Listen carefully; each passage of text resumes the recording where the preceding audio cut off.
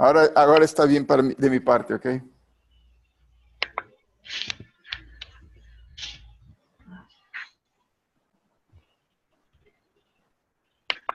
Hola, buen día a todos los que se van sumando.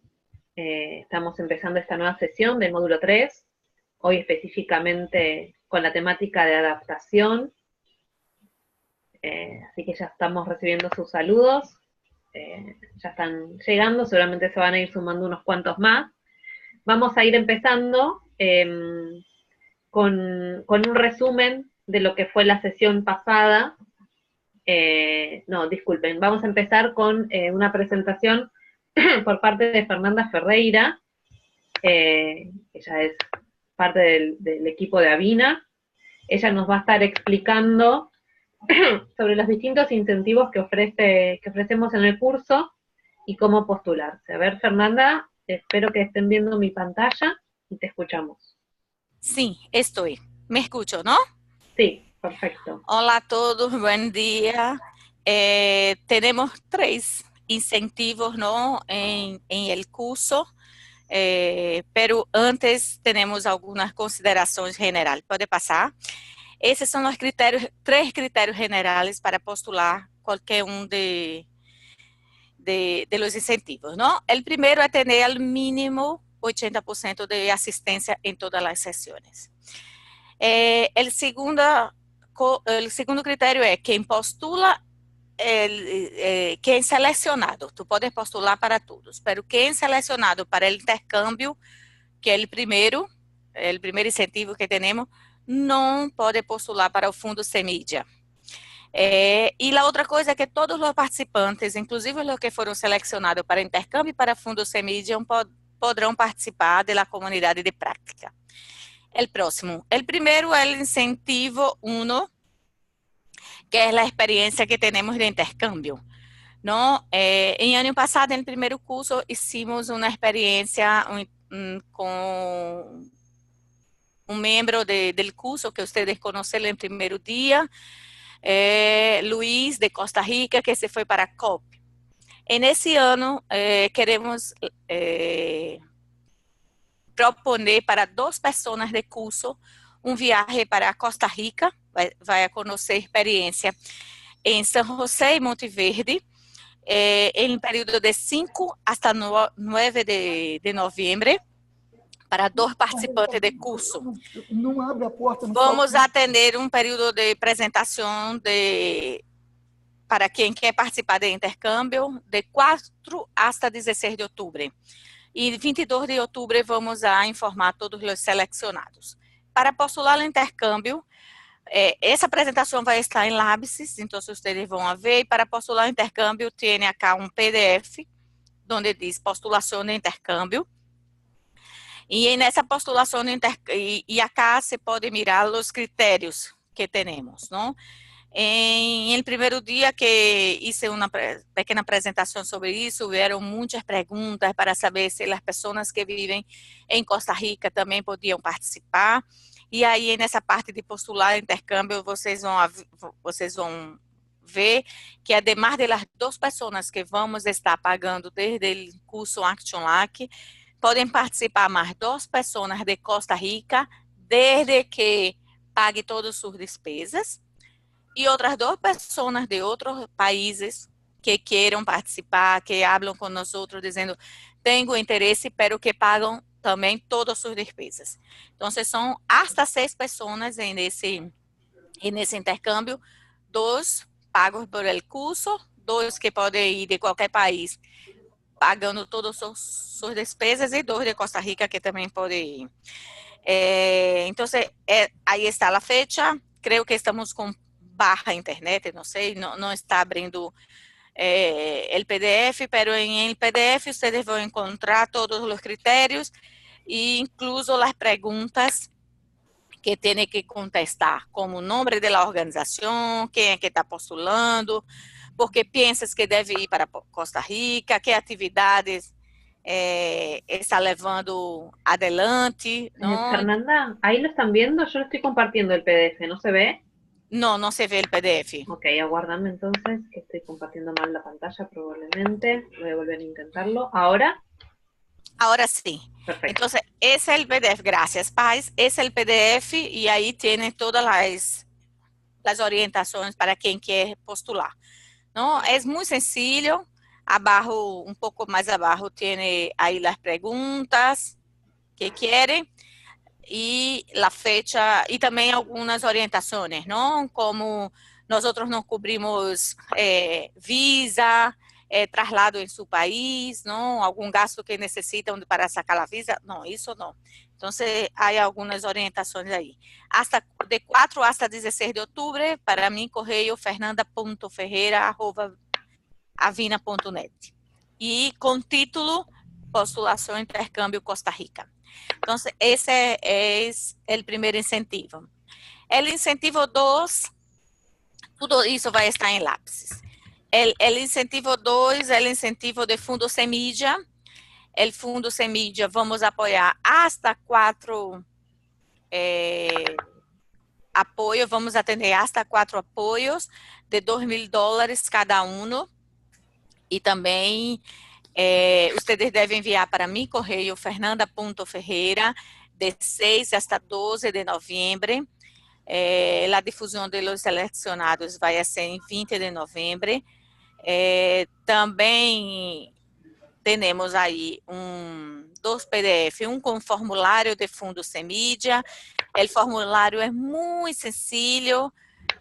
Tem o nome da instituição, quem é o representante, os meios de contato, não, telefone e e-mail, qual é a sua meta climática, se é uma meta que já está em fase de implementação, em desenvolvimento, onde vai a ser esse projeto, qual é o alcance de essa meta. Então, tem aí quais são as atividades que são financiadas, não? Então, tem aí essas orientações que nos mostra Paz em PDF, não? Hasta 3 horas e também deve enviar para mim correio de 6 hasta 12 de novembro.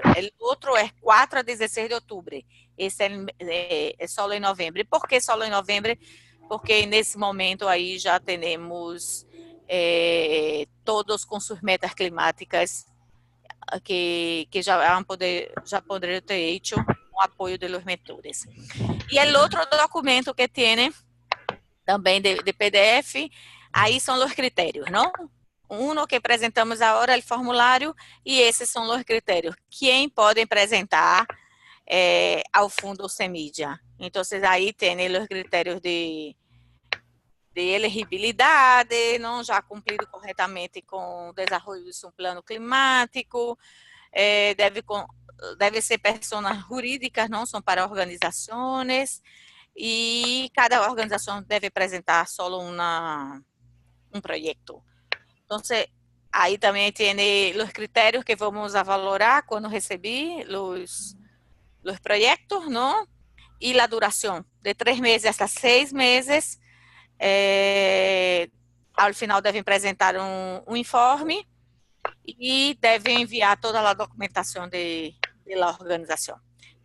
Então, esse é o segundo incentivo. E o último incentivo que temos é uma comunidade de prática que tivemos em ano passado e que foi muito interessante.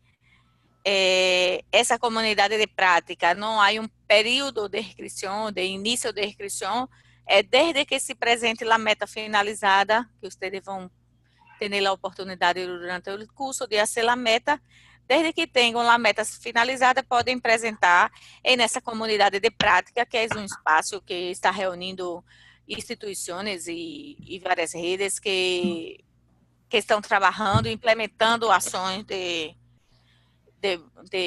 ações climáticas. Então, é uma comunidade virtual que nós outros também temos e que também está em Labs e que aí não há fecha incluso de finalização. Mesmo que depois de um tempo de finalizado o curso, vocês querem participar dessa comunidade, não há nenhum problema. Então, pero só o período de inscrição que deve ser depois da meta climática finalizada.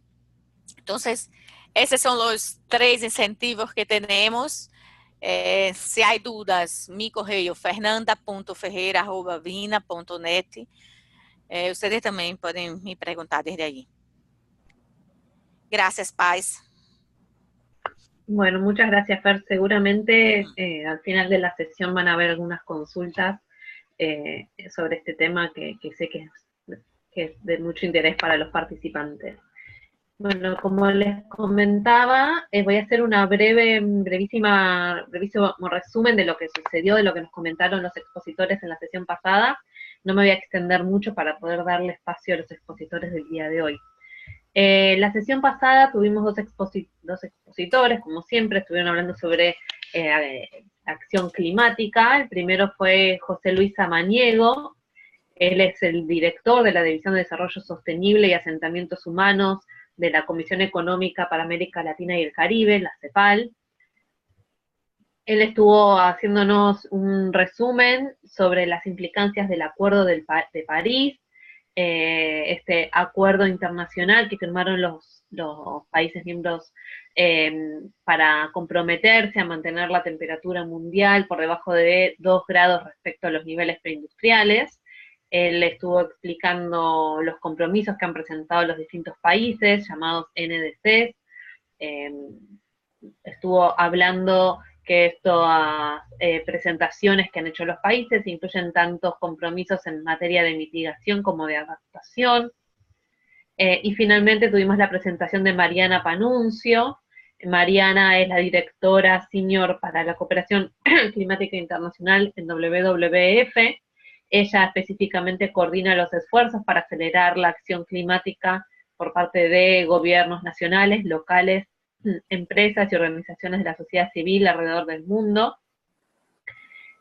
Ella también nos estuvo mencionando la necesidad de sumar aportes en materia de acción climática, sumar esfuerzos por parte de los actores no estatales, es decir, se sabe que estos compromisos que han presentado los países en el marco del Acuerdo de París aún no son suficientes para lograr evitar que la temperatura aumente por más de 2 grados, lo cual hace que sea fundamental los esfuerzos privados y personales.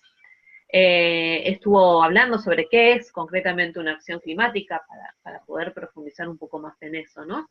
Nos mencionó que es cualquier política, medida, programa, yo sumaría acción, con miras a reducir los gases de efecto invernadero, las emisiones de estos gases, y construir resiliencia al cambio climático.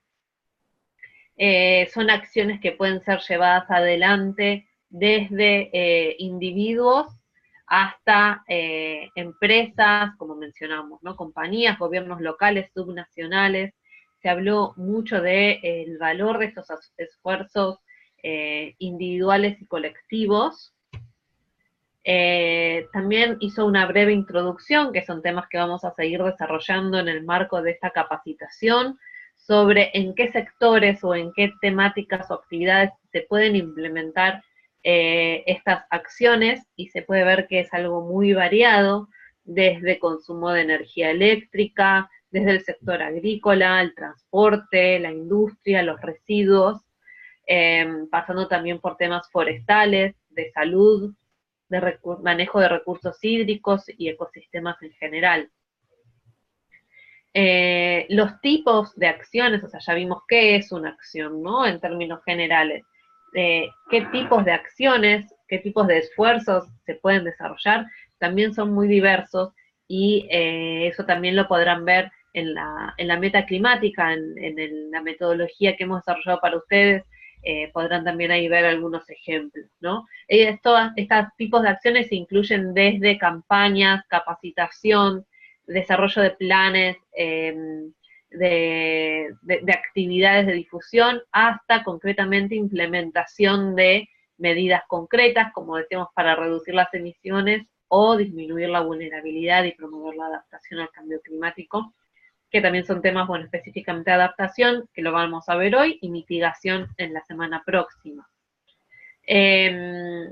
Para poder desarrollar estas acciones, obviamente primero hay que comprender cómo su institución o los actores con los que ustedes trabajan se ven afectados por el cambio climático, e identificar luego qué posibles medidas pueden implementar, ¿no? ¿Cuál es su alcance? Si pueden, si están más preparados para realizar, implementar o promover medidas vinculadas a la difusión, a la generación de capacidades y a la preparación, o si ya pueden directamente tomar medidas para reducir las emisiones o promover la adaptación. Luego es importante evaluar los beneficios, los costos, las oportunidades, para luego poder priorizar entre todas esas opciones de medidas, ¿no? Finalmente, luego de implementarlas, es importante monitorear si el impacto que uno esperaba realmente se logró, si uno realmente pudo lograr el objetivo que se había planteado para dar solución a este problema. Así que bueno, también esta lógica es la que se sigue en la metodología para el diseño de una acción climática que estamos promoviendo desde esta capacitación. Bueno, eso fue un poco de la sesión pasada, que son temas que los pueden volver a ver, les recordamos en Lapsis, están grabadas las presentaciones. Vamos a pasar ahora sí a los temas más específicos del día. Voy a dejar de compartir mi presentación. Tenemos en el día de hoy a Sergio Margulis, que nos va a estar hablando en primera instancia, luego a Rosalba Landa, ambos van a estar profundizando sobre temas de adaptación. Sergio nos va a estar mencionando cómo el cambio climático impacta en los distintos sectores económicos y sociales, y la importancia del trabajo en adaptación, y Rosalba luego nos va a estar dando un poco más de información concreta sobre qué es adaptación y los distintos tipos de enfoques que se les puede dar. Así que bueno, Sergio, te escuchamos y te vemos. Ok, mucho gusto, gracias a todos. Tengo apenas que... Ok, aquí estamos. Están en View Mode, toda la presentación, aquí está. Bueno, entonces muchas gracias. Como ya introdució a Paz, vamos a platicar específicamente de la cuestión de adaptación climática. Ustedes saben que la causa del problema son las emisiones de estos gases de efecto invernadero y todos los esfuerzos de disminución de estas emisiones se llama la mitigación. Y la parte de tratar de los impactos inevitables del cambio climático en la Tierra se llama la adaptación.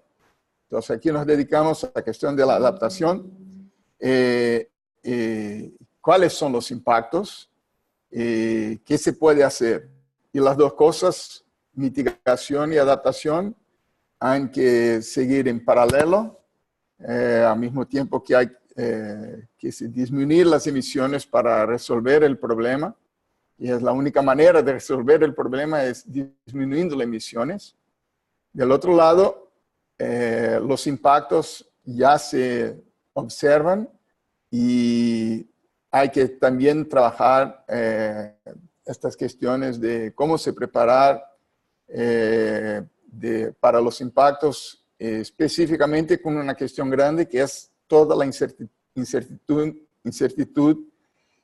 sobre el problema. No se sabe exactamente la dimensión del cambio climático, se está negociando aquí 2 grados, 1,5 grados, 4 grados, y además cuáles son exactamente las implicaciones de 2 grados, 3 grados o 4 grados. Y por tanto, las acciones que tenemos que hacer están todas muy llenas de incertidumbre. Entonces, bueno,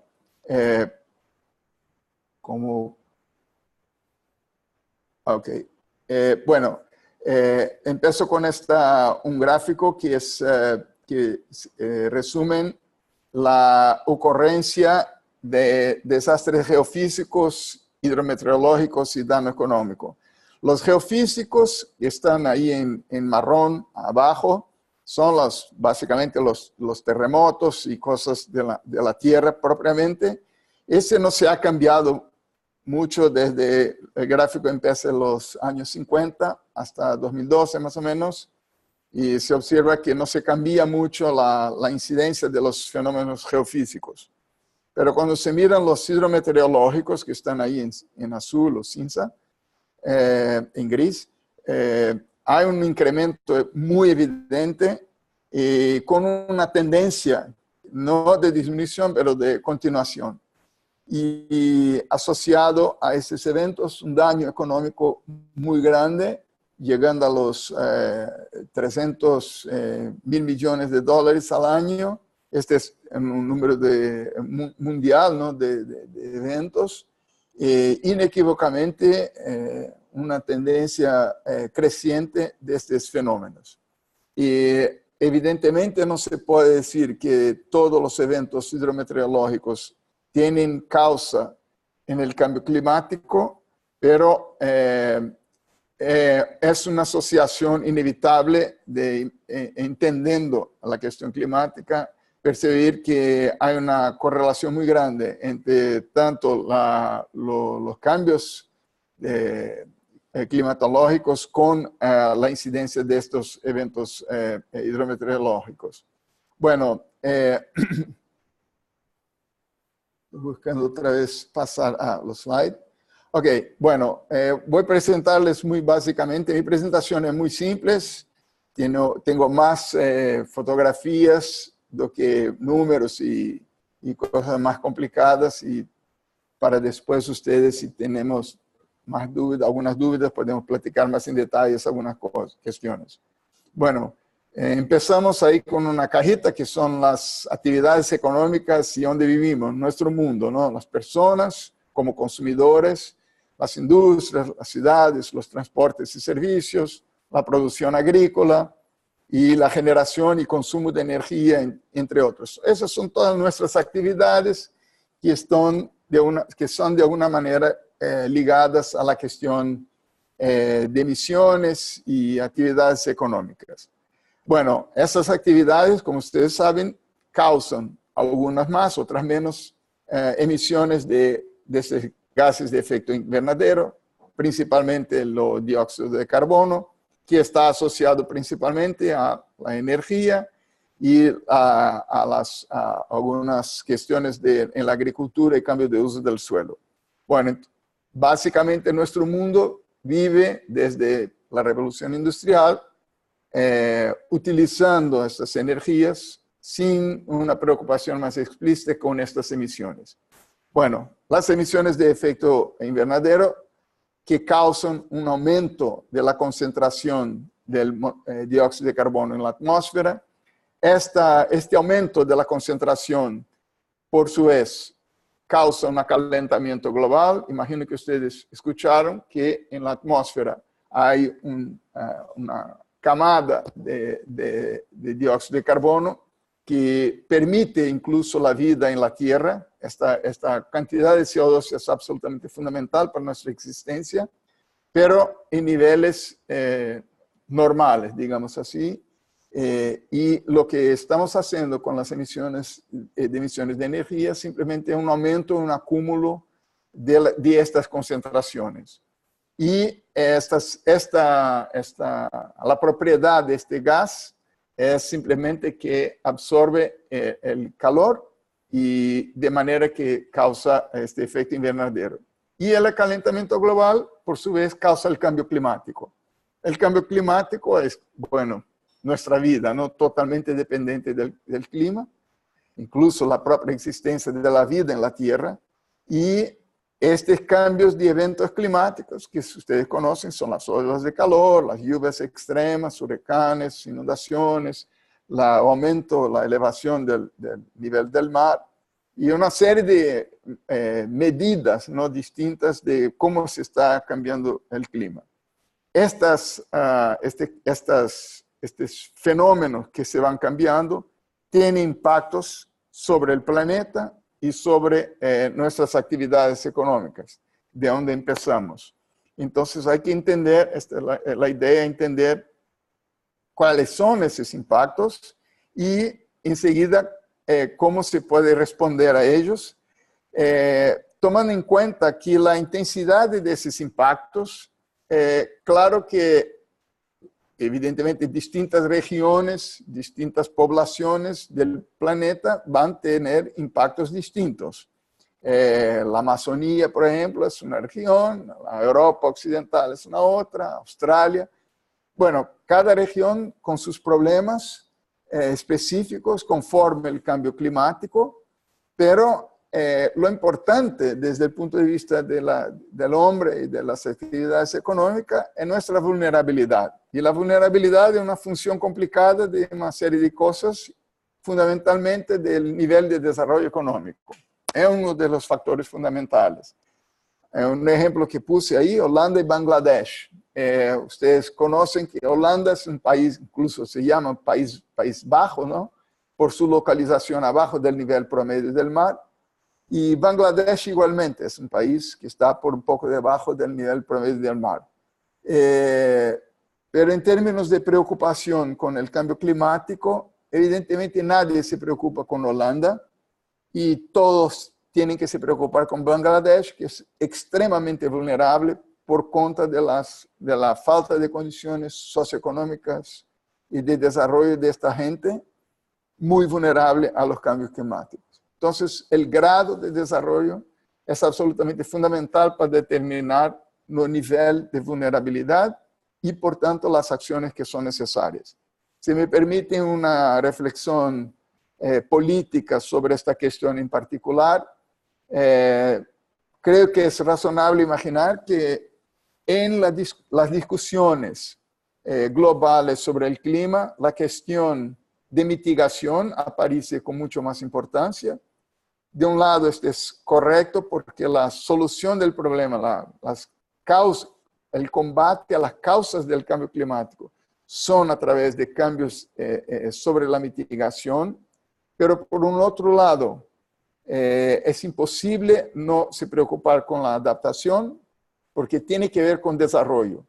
Y hay una tendencia de los países desarrollados de no estar asociando tan fuertemente a la adaptación en las discusiones del cambio climático de manera general. Ahora tal vez con un cierto nivel de presión, la cuestión aparece con un poco más de importancia y la adaptación entra ahora tal vez un poco más fuerte en la agenda. Bueno, finalmente, a partir de los impactos y de la vulnerabilidad de los países, de las poblaciones y de los ecosistemas, fui para detrás. Hay dos tipos de respuestas entonces, que la adaptación y la mitigación. La adaptación trabaja sobre el planeta, sobre nuestras actividades, cómo nos ajustamos a estos cambios, y la mitigación que trabaja sobre la causa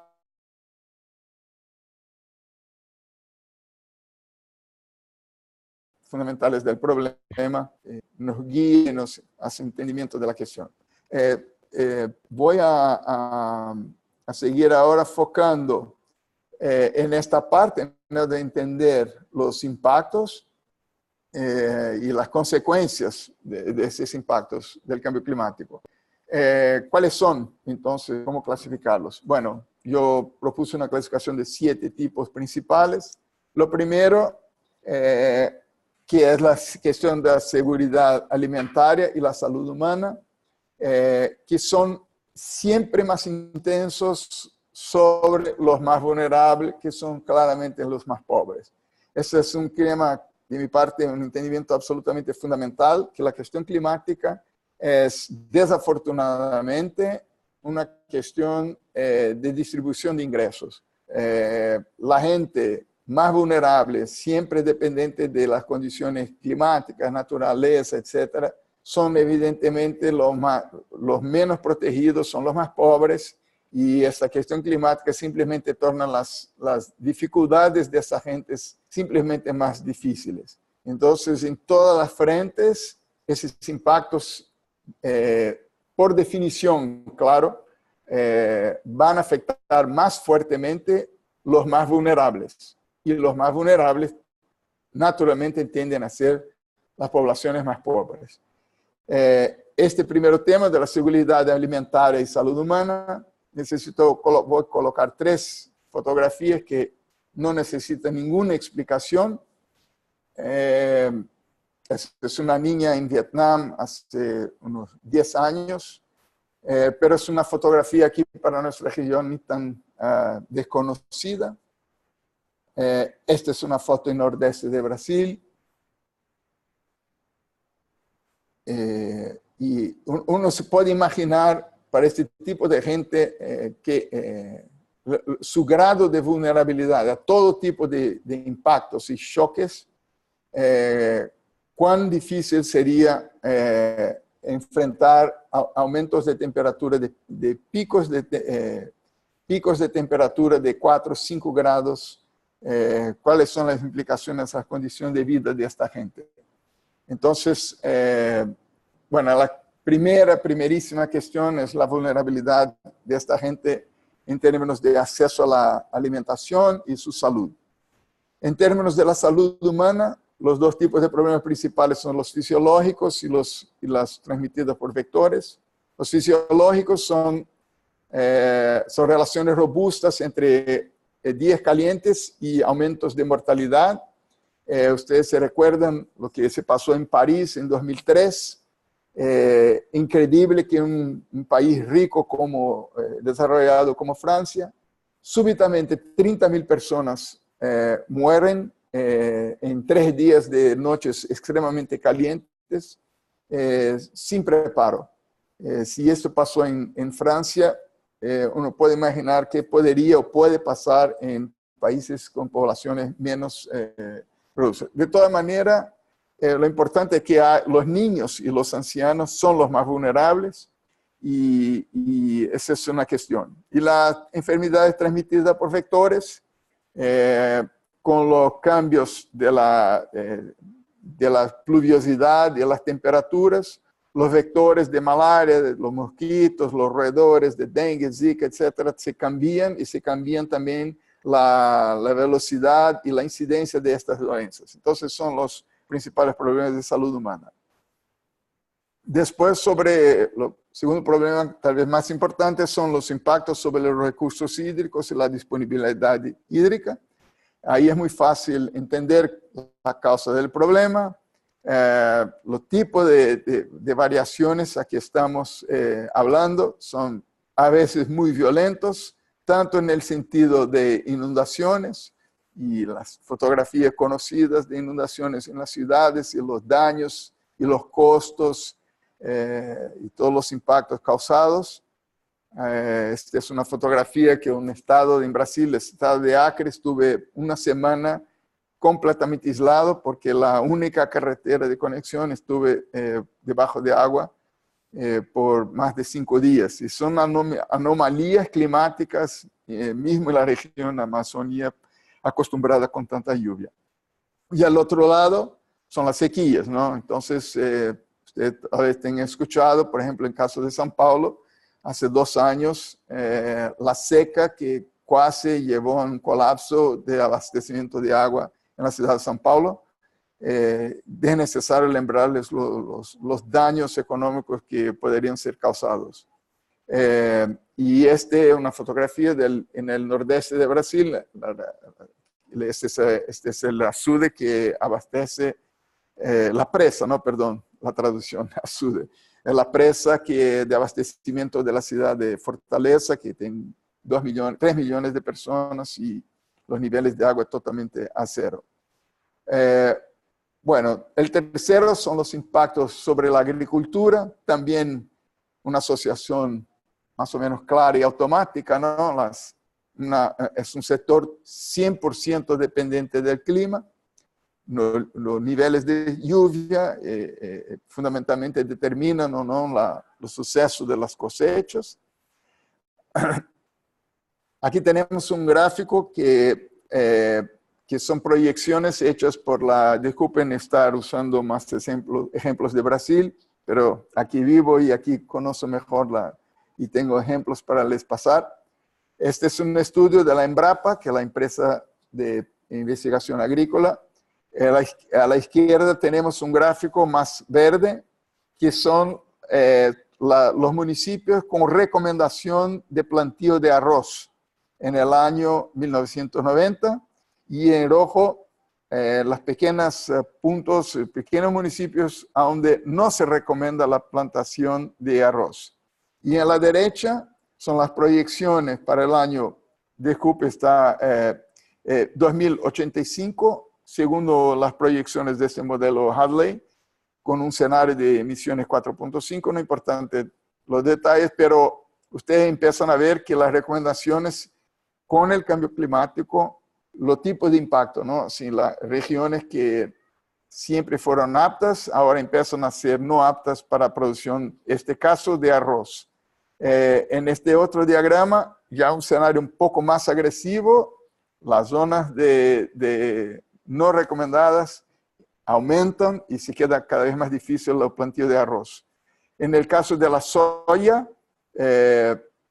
ahí la misma comparación, 1990 a la izquierda, 2025 en un escenario, y el escenario 2085, el escenario más agresivo. Ustedes ven que la soya, que es de lejos el principal producto agrícola de Brasil, en el escenario pesimista, básicamente desaparecería de Brasil en cerca de unos 40, 50 años, si las condiciones climáticas siguen este camino y si evidentemente no se toman medidas de adaptación posible. De todas maneras, no tenemos un escenario muy optimista por la frente.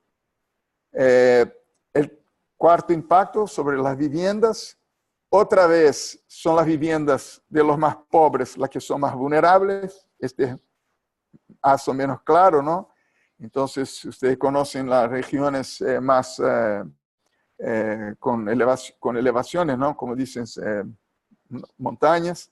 Las viviendas son evidentemente mucho más débiles y más sujetas a todo tipo de deslizamientos de tierra y lluvias, etcétera, y con todos los impactos, incluyendo muertes, que nosotros más o menos, desafortunadamente, estamos acostumbrados en nuestra región. El quinto impacto son sobre la generación de hidroelectricidad. Aquí tenemos un gráfico, disculpen, no quiero pasar mucho tiempo, pero son las anomalías de la energía potencial de los ríos de Brasil para el Sistema Integrado Nacional de Energía Eléctrica. Ustedes ven que es un escenario muy preocupante, una disminución de entre 10 y 30 o tal vez 40% del potencial hidroeléctrico del país. Y es un problema incluso en momentos del cambio climático en que la hidroelectricidad es una energía limpia y en el caso brasileño sigue una amenaza significativa de disminución de este potencial hidrológico, ¿no? Paso estas dos otras. Los sextos impactos sobre las zonas costeras. Las fotografías son muy claras y ustedes pueden imaginar el tipo de daños asociados con la elevación del nivel del mar. La implicación fundamental es un aumento de las resacas, ¿no? No sé, disculpen la palabra, no sé si es resaca, pero son las olas muy grandes y con su fuerza mucho más grande sobre la zona costera. Ahí es una proyección para el caso de la ciudad de Miami, en los Estados Unidos, para 2100. Y ahí la ruptura de las islas, de los istmos, rompimiento de las puentes, etc. El séptimo son los impactos sobre las infraestructuras, y ahí incluyen las presas, los sistemas de drenaje urbano, los puertos, las carreteras, la red eléctrica. Ahí tenemos la fotografía clásica de la inundación del metro de Nueva York. Ahí son otra vez los impactos en los como railways, ¿no? Los tren, ¿cómo dice? Disculpe. Trains. No lo sé, disculpe en español, si alguien puede ayudar. ¿Los trenes? ¿Perdón? ¿Los trenes? Los trenes, exacto. Entonces ahí, perdón, los impactos ahí sobre las líneas de trenes. y las carreteras tradicionalmente. Y una fotografía fantástica, este es en Australia. No es solamente las lluvias, pero las olas de calor causan ese tipo de daño en las infraestructuras. Impresionante esta fotografía, yo creo. Y finalmente, los planetas, ¿no? Los impactos del cambio climático sobre la flora, la fauna, la biodiversidad. Y ahí son nuestras fotografías conocidas en el sector ambiental, los corales que están muy amenazados por pequeños incrementos, porque son muy sencillos, a pequeños incrementos de temperatura. Los glaciares, la disminución de la camada de hielo en toda la Antártica y Atlántica, y la Groenlandia, etcétera, y que son muy amenazadores. La dificultad de sobrevivencia de esta fauna, de esta flora, y ahí vamos, en fin, son los impactos sobre los ecosistemas, son algunos casos devastadores, pero la disminución de las áreas de bosques, etcétera, etcétera. Bueno, al final, las dos últimas slides, mis propias reflexiones y recomendaciones sobre la adaptación al cambio climático. Primero, que es muy claro, ¿no? El desarrollo es absolutamente central para la adaptación al cambio climático. Adaptación es un problema casi que exclusivamente de África, de Asia, de nuestros países en América Central y América del Sur. ¿Por qué? Porque no tenemos el grado de desarrollo suficiente para estar preparados incluso con las condiciones climáticas de hoy. Entonces, para el futuro, estamos mucho menos preparados. Entonces, trata-se de una cuestión de desarrollo. Entonces, hay que atacar las causas primarias de la pobreza, porque es la fuente de vulnerabilidad de la gente. Investir en capital humano, ¿no? Porque solo así la gente puede se desarrollar. Desarrollar las instituciones competentes, nuestro entendimiento, gente del gobierno, que los gobiernos tienen mucha dificultad de respuesta rápida y ágil. Y en el caso del cambio climático es un problema nuevo, las instituciones no conocen exactamente el problema y menos ainda tienen capacidad de trabajar sobre esos problemas. Entonces, desarrollar las instituciones, capacitación, entrenamiento, enfocar en la resiliencia climática, ¿no? La capacidad de respuesta a los cambios climáticos, evitar áreas de riesgo, es una cuestión fundamental. Ustedes vieron en las áreas costeras, por ejemplo, son áreas definitivamente muy amenazadas, algunas más, otras menos, pero no es decir evitar las zonas costeras, pero hay que entrar en estas zonas hoy en día en condiciones y con códigos de edificación distintos del pasado. Finalmente, esta es una recomendación fundamental. Solo se puede platicar de adaptación climática si uno sabe la vulnerabilidad, ¿no? ¿Cuál es el problema? ¿Cuáles son las amenazas? Si no se conocen las amenazas, no hay grandes recomendaciones de adaptación a hacer, ¿no? Entonces, la primera cosa es conocer las proyecciones climáticas para las distintas regiones. Y para conocer los riesgos de las ciudades, de las personas, de los países y de los ecosistemas, y a partir de ahí, entonces, pensar en medidas de adaptación. Comenzar con los riesgos que los países y ciudades ya enfrentan en el presente, lo llamado déficit de adaptación. Entonces, antes de pensar en problemas de 2100, 2050, empezar con los problemas de hoy, los problemas que hoy los países ya identifican como dificultades y limitaciones para enfrentar los cambios y lo clima actual.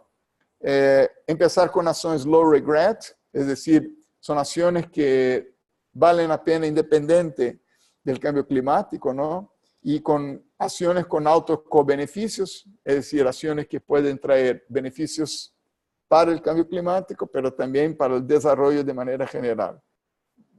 Reforestación, ciudades verdes, etcétera, que van a platicar en la próxima sesión. Buscar fuentes de financiamiento presupuestarias y alternativas, y existen. Creo que ese no es un limitante en el momento, aunque nosotros estemos acostumbrados a decir, bueno, no tenemos plata, no podemos hacer, pero hay plata disponible para esto, lo que falta tal vez son buenos proyectos. Entonces vamos a pensar en esto. Y finalmente, la gobernanza, la buena planificación, crecimiento económico, equidad, instituciones fuertes, es decir, lo de siempre, ¿no? Si para hacer frente al cambio climático es un desafío enorme, de un problema nuevo, distinto, serísimo, muy preocupante, y se necesita desarrollar para hacer frente a ello. Entonces, las recomendaciones usuales de desarrollo, no se trata de hacer cosas completamente nuevas, nunca antes pensadas, no. Trata-se de hacer el desarrollo como siempre, pero tomando en cuenta estas vulnerabilidades de la cuestión climática.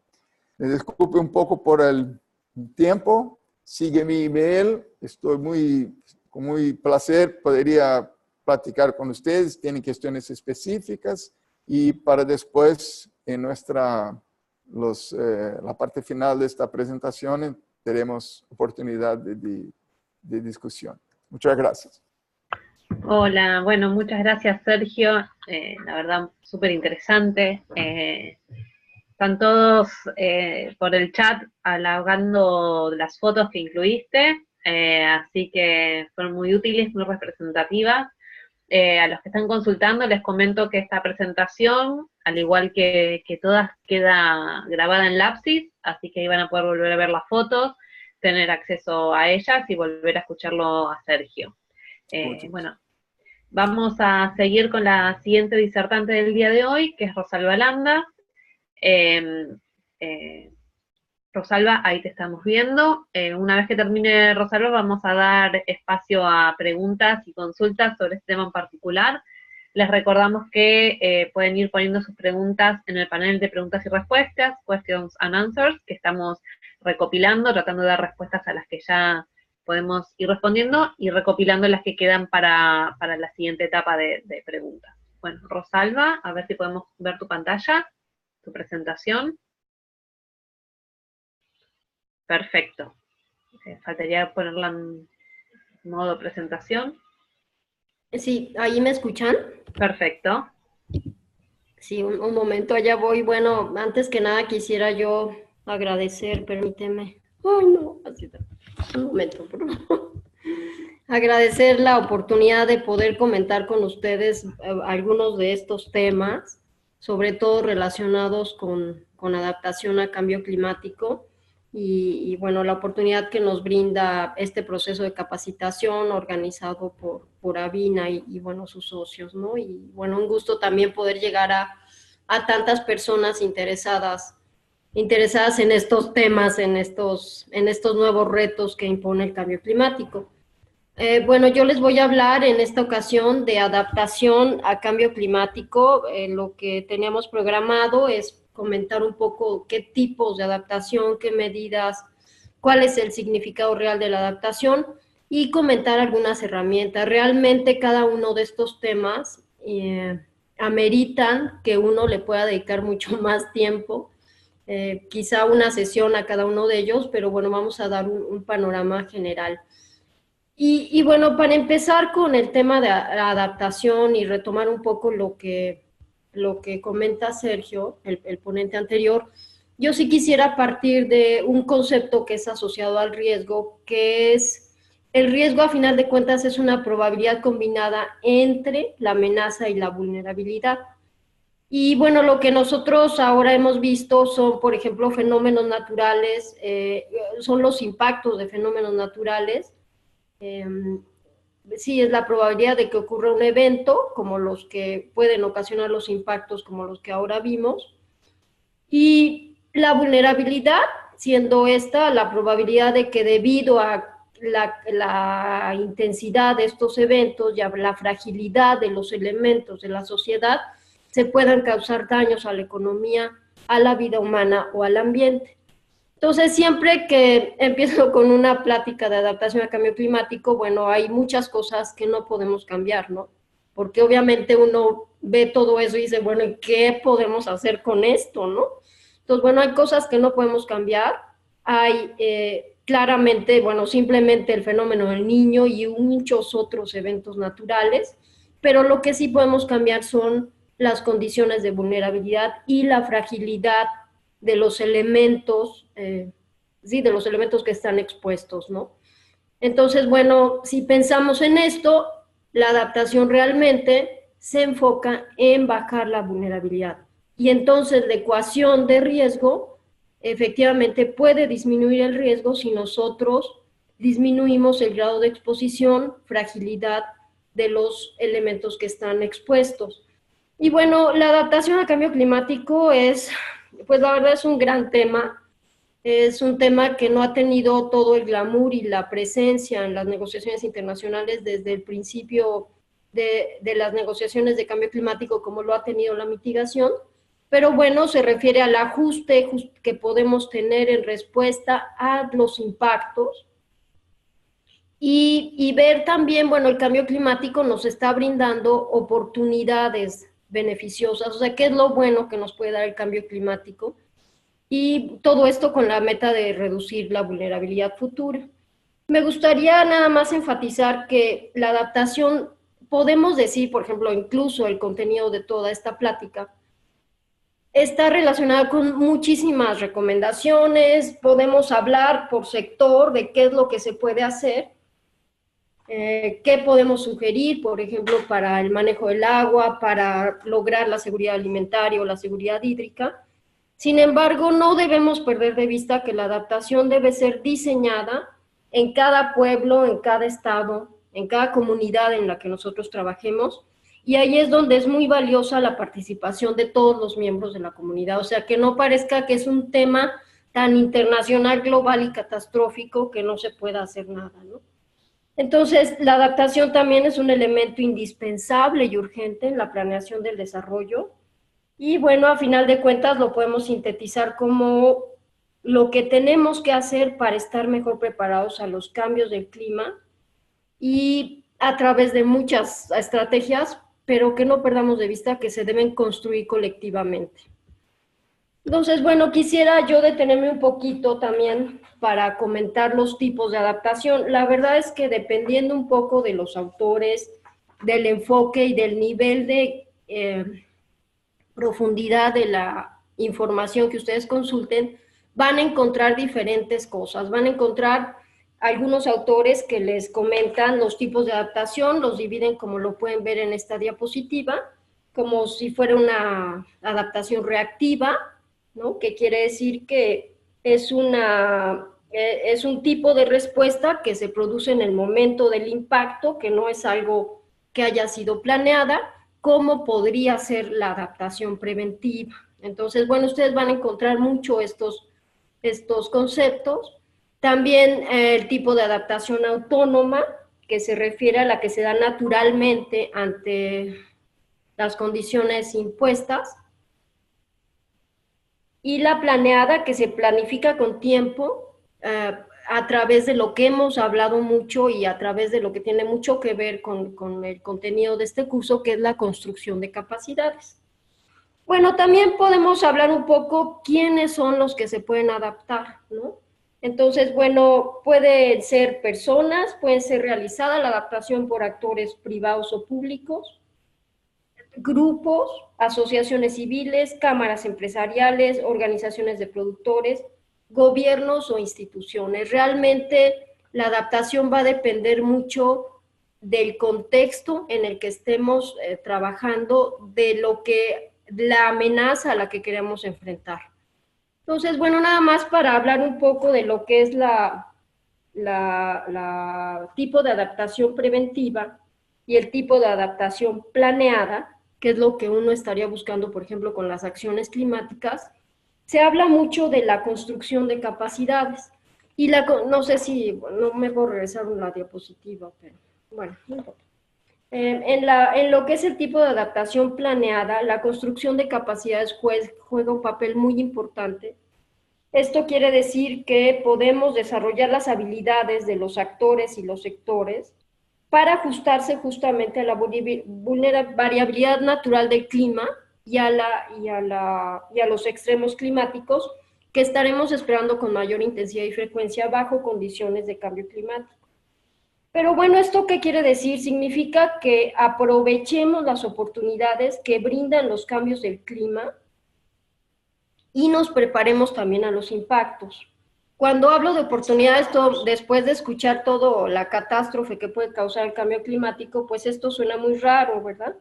Pero se han incrementado áreas aptas para la siembra, o se permite también contar con agua en algunas localidades que antes no se contaba, o han incrementado y favorecido ciertas condiciones de temperatura que nos dan la oportunidad de explorar la producción de algunos cultivos que en otras ocasiones, o bueno, que anteriormente no se podrían generar.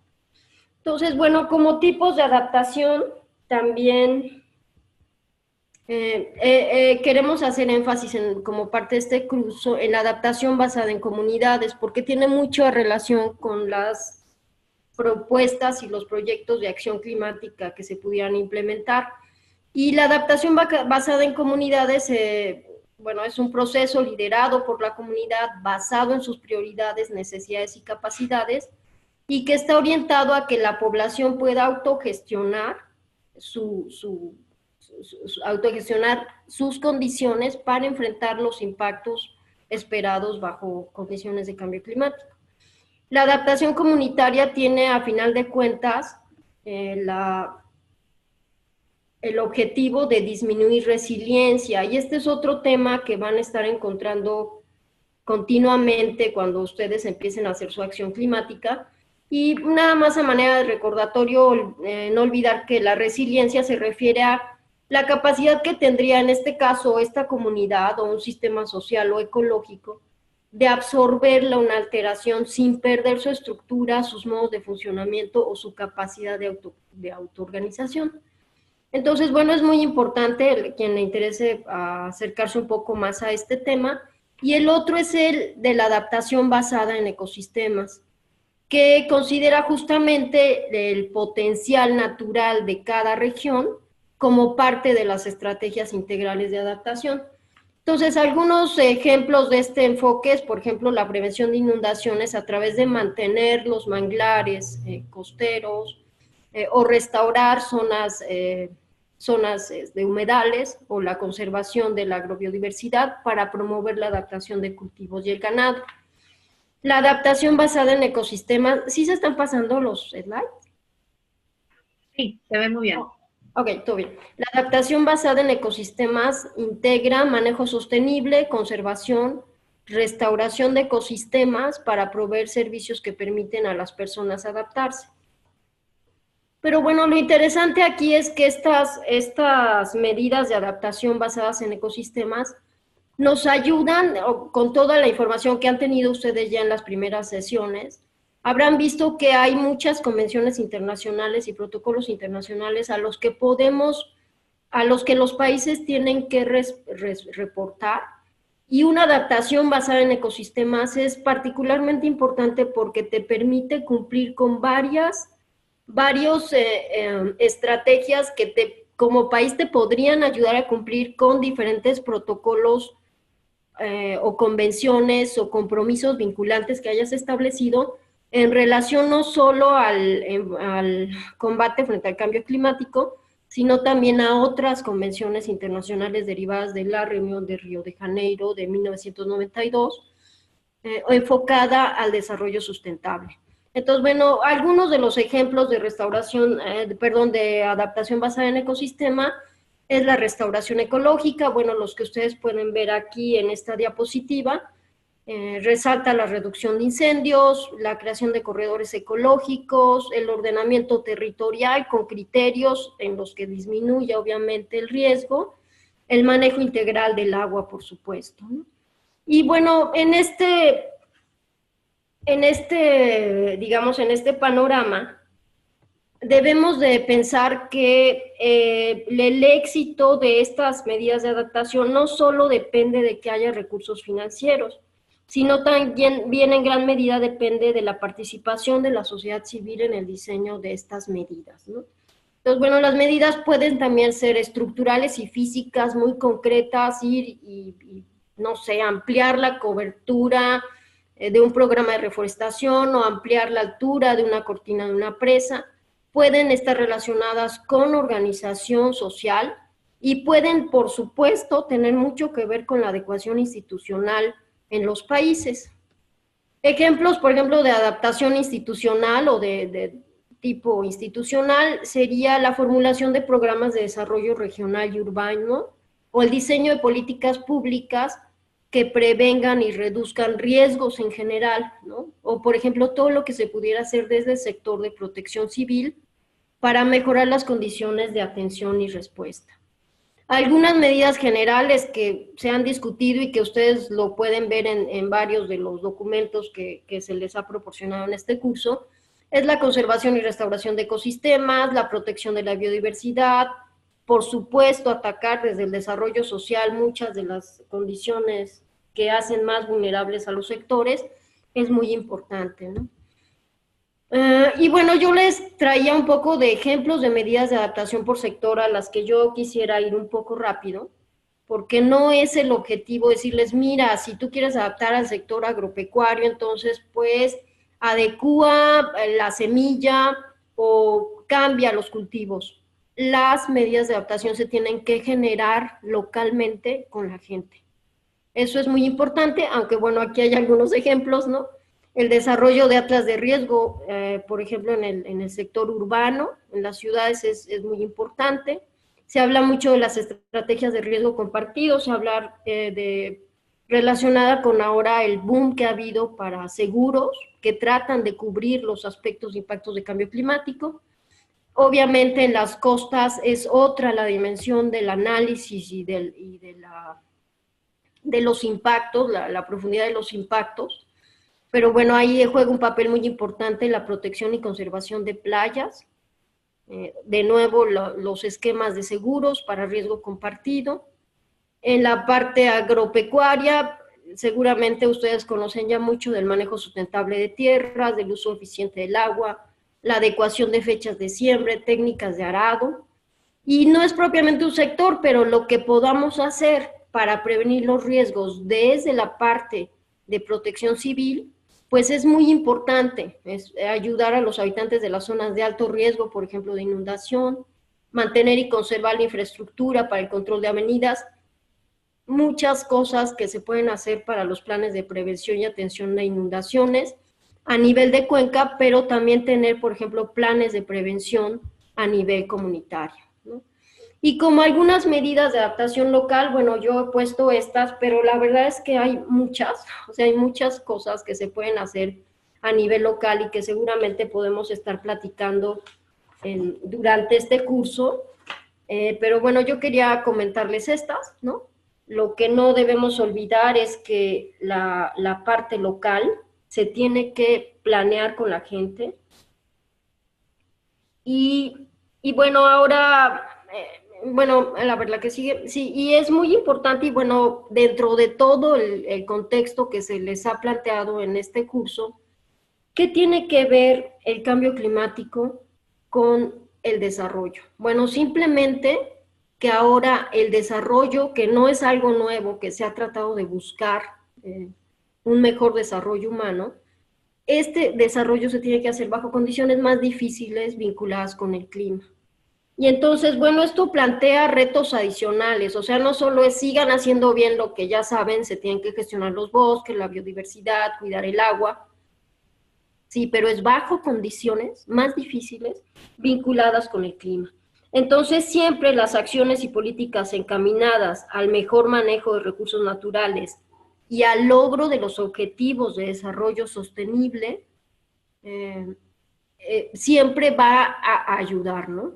Sin embargo, ustedes pueden ver también que varios de los objetivos de desarrollo sostenible tienen un fuerte énfasis en adaptación y resiliencia.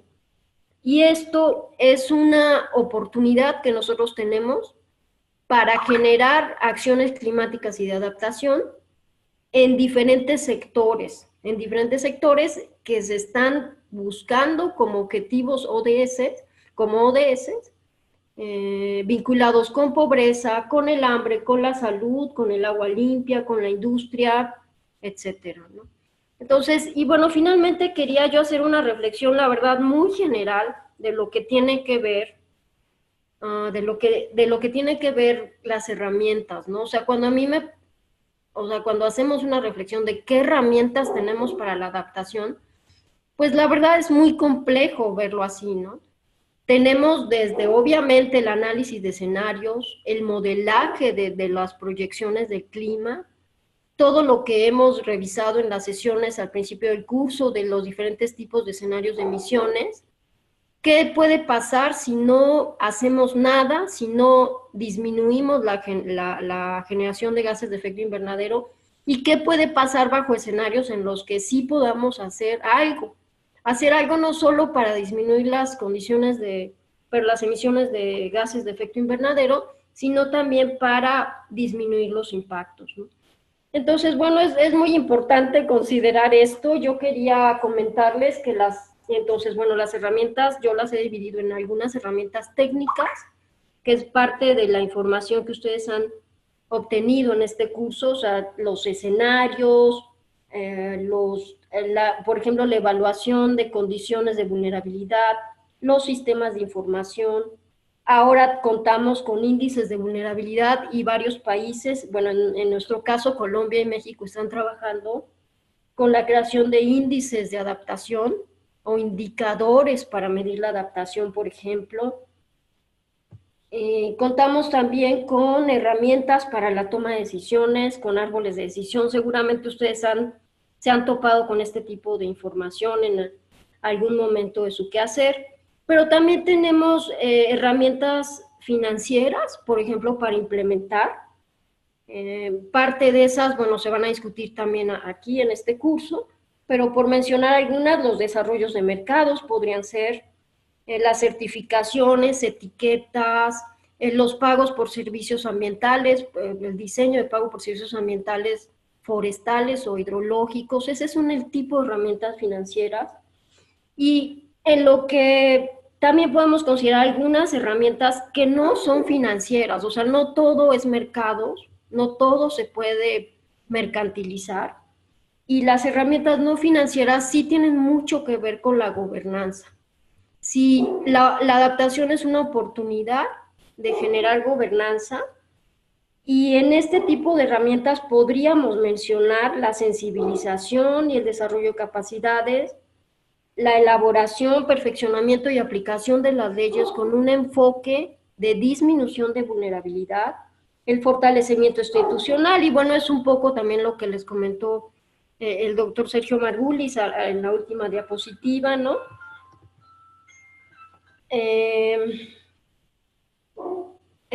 Por ejemplo, la creación de alianzas, todo lo que signifique poder generar capacidades para diseñar acciones colectivas e implementarlas. Esos son el tipo de herramientas que se podrían considerar como herramientas no financieras. Y bueno, finalmente quisiera yo comentarles de el significado de la adaptación, porque bueno, no quisiera yo quedar con aquí está la lista de las acciones de adaptación y entonces escojan la que ustedes quieran, ¿no? No es así. El significado de adaptación es mucho más complejo que eso. Tiene que resultar en cada caso de un proceso de toma de decisiones, involucrar transformaciones, podemos aprovechar la tecnología en esto. Las transformaciones que se planeen tienen que ser graduales, tienen que involucrar muchas herramientas de gobernanza, entre las que está la participación y la organización social informada. Pensar que la adaptación es una oportunidad de minimizar costos futuros, de avanzar en temas de gobernanza, y que es una oportunidad para avanzar también hacia un futuro sustentable. Aunque la adaptación, podríamos hacer una lista. Para América Latina es muy importante, por ejemplo, promover la recarga de acuíferos, cuidar los almacenamientos de agua en las montañas andinas, reordenar el uso de la tierra agrícola, hacer ciudades resilientes. Obviamente que puede haber una lista muy grande de lo que pueden ser las medidas de adaptación que pudieran ser más aplicables a nuestra región. pero realmente para que la adaptación sea exitosa se debe construir y planear de manera colectiva para que ésta pueda formar parte de la vida de las personas. Si no lo planeamos con todos los miembros de la comunidad, pues no va a haber mayor, o sea, no va a pasar de ser un programa más que se implemente en cualquier comunidad en la que se busque hacer un uso eficiente de los recursos. Y lo otro que es muy importante no es hacer el desarrollo como usualmente lo hemos visto, es aprender a usar la información climática para planear con nueva visión el desarrollo. Y bueno, la verdad es que yo quisiera dejarlo aquí porque creo que ya me pasé de tiempo. Estas son las ideas que quería plantearles y bueno, me encantará que podamos seguir discutiendo. Gracias. Les dejo una literatura y links de apoyo y pues les agradezco mucho. Gracias, Rosalba. Sí, se extendió un poco el tiempo, pero la verdad es que a medida que vos ibas avanzando, ibas respondiendo muchas de las preguntas que nos fueron llegando. Así que me pareció súper apropiado. Nos quedan solo 15 minutos de sesión, no es muchísimo, pero bueno, como decía, llegaron muchas preguntas a medida que tanto Sergio como vos iban hablando, muchas preguntas vinculadas sobre el vínculo entre adaptación al cambio climático y gestión ambiental. Y creo que gran parte de lo que fueron diciendo, en especial lo que vos mencionabas en esta última parte de tu charla, sobre la importancia de generar relaciones, vínculos, un trabajo intersectorial, creo que responde a muchas de esas preguntas. Sí, me voy a tomar estos 14 ahora minutos que quedan para hacer, aunque sea una pregunta específica a cada uno de ustedes. Sergio, preguntan algo que llegó en varias oportunidades, que es, supongo, un problema del idioma, ¿qué son los deslaves? ¿Qué tipo de desastres son? Y te sumo también otro tema, es si nos podés mencionar un poco más sobre los impactos del cambio climático en el sector eléctrico, de energía eléctrica. Gracias, Paz. ¿Me puedes repetir la primera parte? Sí, ¿qué son los deslaves? ¿Qué tipo de ¿Qué son deslaves? Perdón, deslaves. Nos llegó esa pregunta, no estaba en tu presentación. Creo que son, disculpe la palabra, ¿qué quiere decir deslaves? Es que eso es lo que nos preguntan. Es un tipo de impacto vinculado con... ay, si me puede ayudar Rosalba, porque no me sale cómo explicarlo. O sea, el deslave, bueno, normalmente es... Corrimientos de tierra. De tierra ocasionado sí, deslizamiento de tierra. Sí, ok. Bueno, pensé que estaría en tu presentación, disculpa. Sí, perdón, perdón, solo que yo perdí la palabra. Okay. Bueno, son regiones de más relevo, evidentemente, y bueno, son cuestiones geológicas y cuestiones de cobertura forestal, ¿no? Que son determinantes del grado de vulnerabilidad y compartido con la incidencia y violencia de las lluvias, ¿no? Es claro que como Rosalba también dijo, ¿no? Hay que evitar las áreas de riesgo. Entonces, esta adaptación es totalmente preventiva. Uno ya sabe cuáles son las regiones típicamente afectadas por estos eventos, entonces hay que o crear sistemas de alerta y muy eficientes, pero mejor prohibir y evitar que haya ocupaciones en estas áreas más frágiles. La segunda parte, perdón, Paz, era sobre... Nos decían si podés comentar un poco más sobre cómo el cambio climático impacta en la generación de energía eléctrica. Sí. Bueno, básicamente, el mecanismo básico es disminución de los caudales de los ríos, ¿no? Por cambios de la disminución de pluviosidad. Como dijo mi colega, este no es universal, evidentemente. Hay regiones incluso que va a haber un aumento de la pluviosidad significativo, como es por eso las amenazas a las ciudades, de un aumento de la incidencia de inundaciones, etcétera. Es decir, un aumento de lluvias. Pero la generación del sector eléctrico no depende de picos de aumentos puntuales muy elevados de pluviosidad. Aunque puede haber una incidencia más grande de estos eventos, hay que ver el total acumulado en las presas. Y esta es una función de un conjunto de otras cosas. De toda manera, la disminución o aumento del potencial de generación hidroeléctrica es función fundamentalmente de los cambios de los niveles de pluviosidad asociados a la gestión de los recursos hídricos y como está de manera general, les digo así de manera bastante general, para el caso de Brasil, las proyecciones son una disminución bastante significativa, tanto en la Amazonía como en el nordeste del país, y un aumento menos significativo, pero significativo en el sur del Brasil y Argentina, Uruguay. Van a experimentar aumentos de pluviosidad más significativos un poco, y ahí asociados el potencial hidroeléctrico. Gracias, Sergio. Rosalba, nos han consultado bastante respecto a metodologías y herramientas para evaluar la vulnerabilidad y medidas de adaptación. Bueno, vos mencionaste algo sobre eso en tu presentación. También les quiero recordar a los participantes que en Lapsis tienen un material que es un resumen de bibliografía con recomendación de dónde pueden seguir investigando este tema respecto de metodologías, como también otros temas que a ustedes les interesen y que pueden profundizar.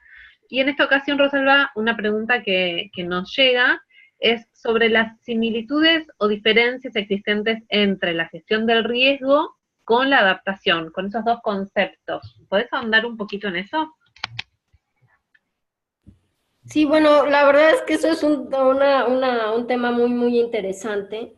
O sea, tradicionalmente la gestión integral de riesgos contempla la variabilidad natural del clima, o sea, ya está haciendo estrategias y avanzando hacia esquemas preventivos para que la variabilidad natural del clima no afecte o no impacte a las sociedades.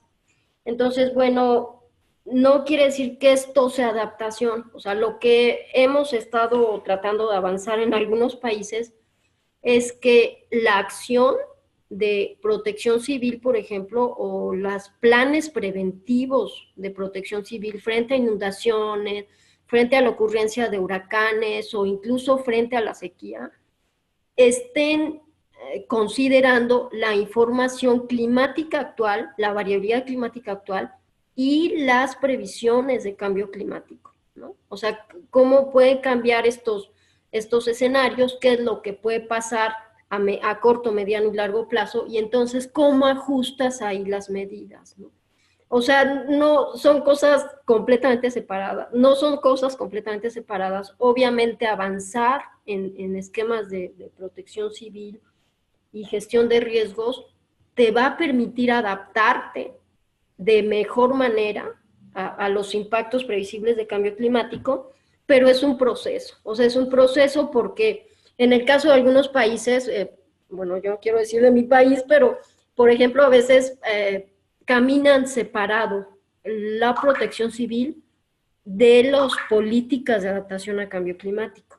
Y eso hace, pues hay que unirlo, ¿no? Hay que unirlo con herramientas principalmente legales. Entonces, bueno, se ha empezado a avanzar y la Ley General de Cambio Climático trata de unir estas dos cosas, o sea, la adaptación y la gestión de riesgos. Y bueno, se supone que si tú disminuyes las condiciones de vulnerabilidad y la protección civil avanza, más que esquemas reactivos de exactamente qué hacemos cuando ya tenemos la inundación, hacia esquemas preventivos, entonces tú estás dando un paso para ser más resiliente, ¿no? Y esto dependerá de cada contexto.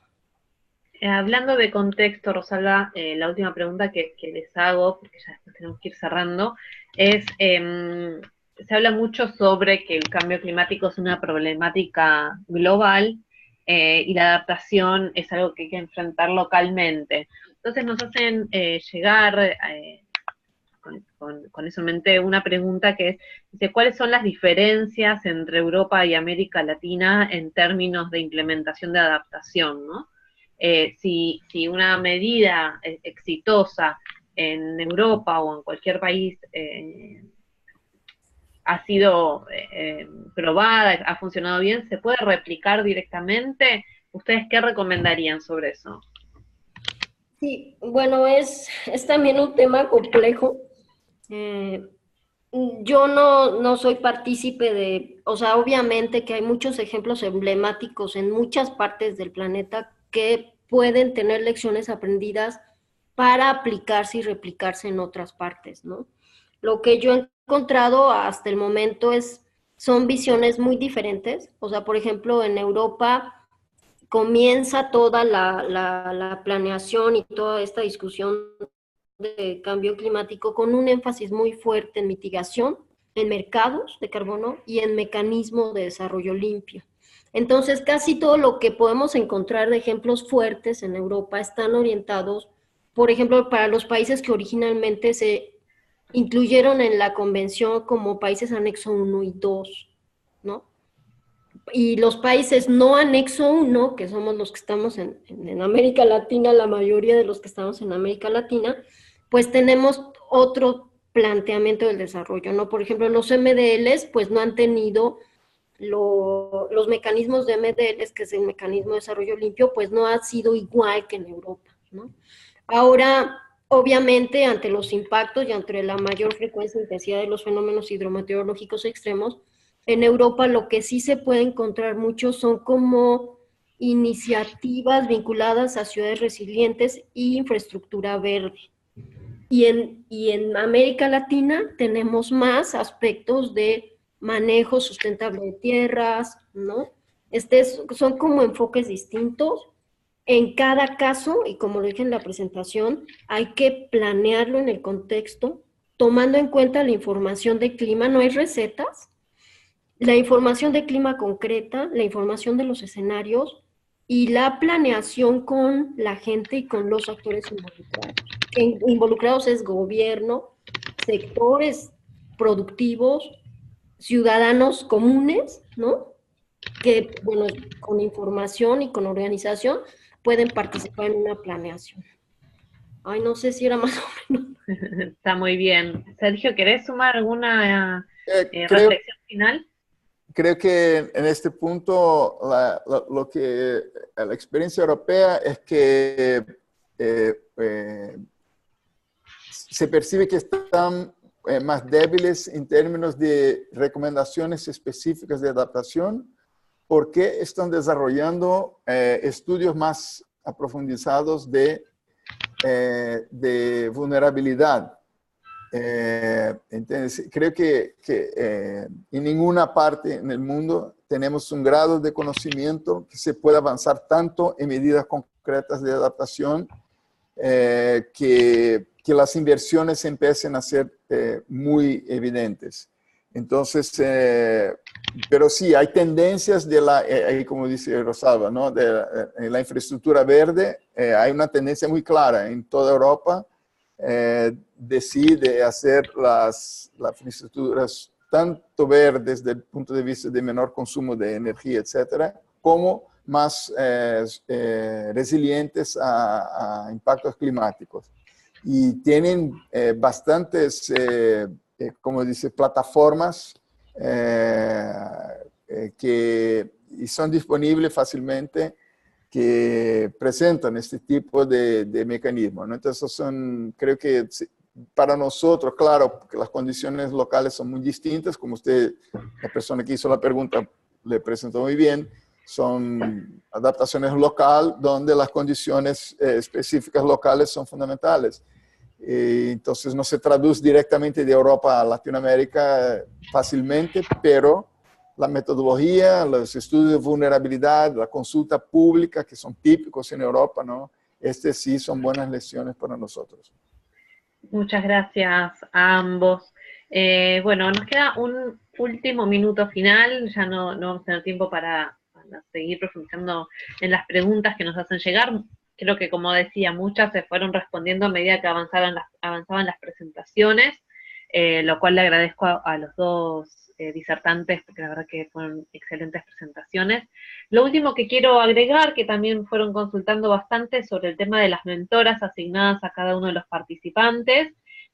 Algunos les fuimos contestando a medida que preguntaban. Hemos tenido lamentablemente un problema con los mails, que algunos salieron duplicados y algunos volvieron rebotados, así que fuimos recopilando los nombres de las personas que nos fueron consultando que no recibieron mails o que recibieron 2 mails, les pedimos disculpas por eso, y en el transcurso entre el día de hoy y mañana estaremos revisando ese tema para darles respuestas a las personas que tuvieron estos inconvenientes. Les pedimos disculpas, fue un tema con el sistema que al enviar varios correos a la vez, bueno, se complicó, como suele pasar con la tecnología, aunque estemos en el siglo XXI. Así que, bueno, esto fue todo por el día de hoy. Los esperamos el viernes en nuestra sesión práctica, donde estaremos escuchando más casos de estudio concretos y respondiendo a sus preguntas. Así que, bueno, muchas gracias a todos los participantes y a los panelistas. No, gracias, un Muchas placer. gracias a usted.